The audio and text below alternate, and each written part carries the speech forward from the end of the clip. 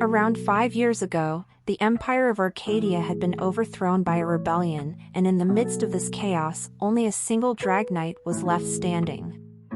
No one knew who this person was, but he ended the war by defeating more than 1,000 Arcadian Drag Knights, all by himself, and was named the Black Hero. In the present time, the empire had been taken over by a Tismata family, and under their reign, the former Prince Lux Arcadia was doing small jobs as a handyman. On a usual workday, Lux gets himself in some trouble with Princess Laetia, and he is locked up at the Royal Knight Academy. Lux is called by the headmaster of the academy named Raleigh, and as she already knew Lux, she requests him to come and join the academy as they were short on male drag knights ever since the last war. Lux was already reluctant as the academy was an all-girls institution, and things got even more complicated for him when the princess joined the conversation. Alicia didn't want to let Lux join the academy, so she challenges him to a duel, threatening to imprison Lux if he loses.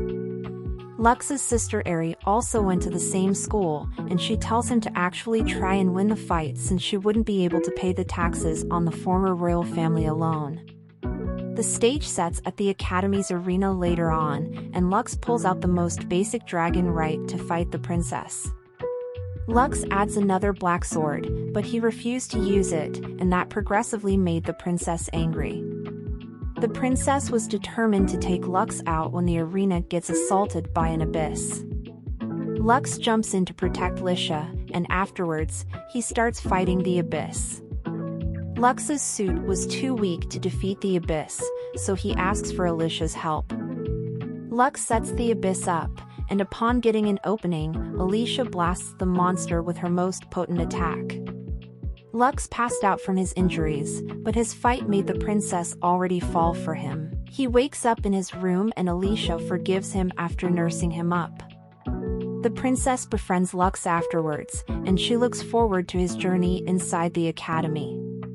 Lux is enrolled in Alicia's class, and he happens to run into an old friend named Philofi, or Fee. In there, as it is a harem anime, our protagonist already became popular with the girls, and all of them start demanding his time. After finding out that he is a handyman, the girls were filling a list full of jobs for Lux to do. When a girl from the same class named Crucifer bails him out, the dude was trying to thank her afterwards, but it turns out that she also wanted Lux to help her out in her quest of finding the Black Hero. A dream showcases how Lux first got his black sword from his older brother, and later on, after having breakfast with Aerie, Lux heads over to get his white sword back. Upon entering the workshop, Lux finds out that Alicia had personally fixed this dragon ride for him, and the princess formally requests him to assist her in making this empire a better place. Alicia took Lux to the city to grab some food together, but she forgets her wallet, and Lux ends up being the one who treats her. The pair heads over to a tower on their way, and Alicia explains a little backstory of the rebellion.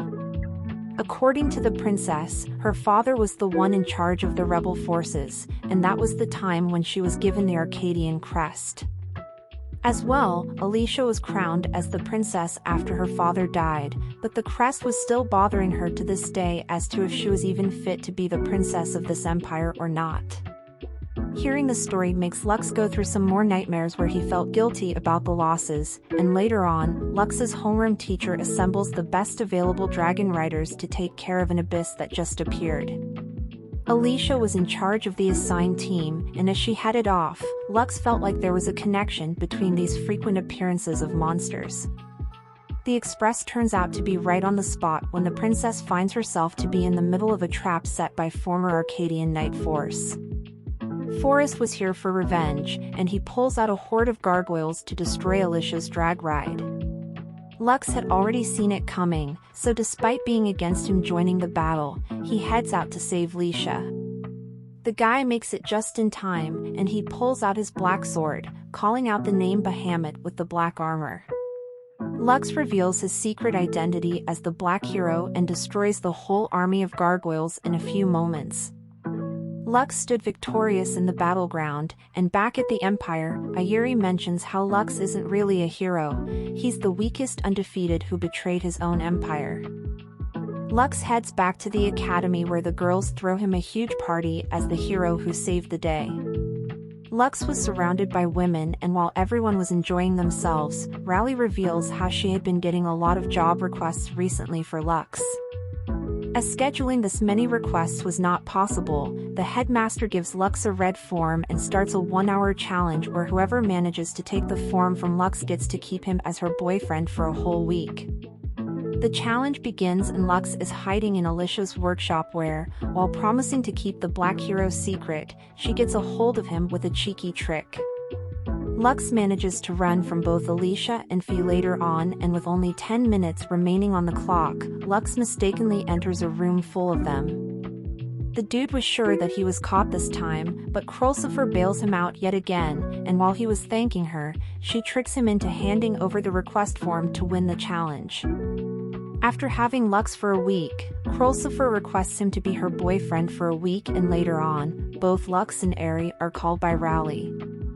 The headmaster shows Lux the horn that Forrest was using to control the abyss and asks them to look further into the matter. Lux is on his way back with Eri when she tells him to be careful of Christopher's request as she is a foreign student from the Amir theocracy.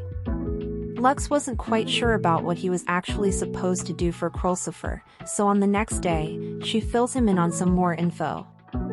Christopher was a foreign student who was specifically sent to the Royal Academy so she can go further with her politically arranged marriage.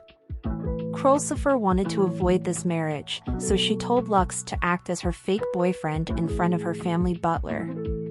The terms were clear, but other girls were still jealous of Christopher. As Krolsifer leaves with Lux on a date, Alicia and Fee are seen to be spying on them the whole time.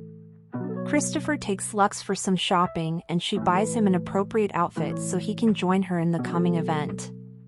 The pair is heading back after getting things done when they are ambushed by some remnant Imperial soldiers.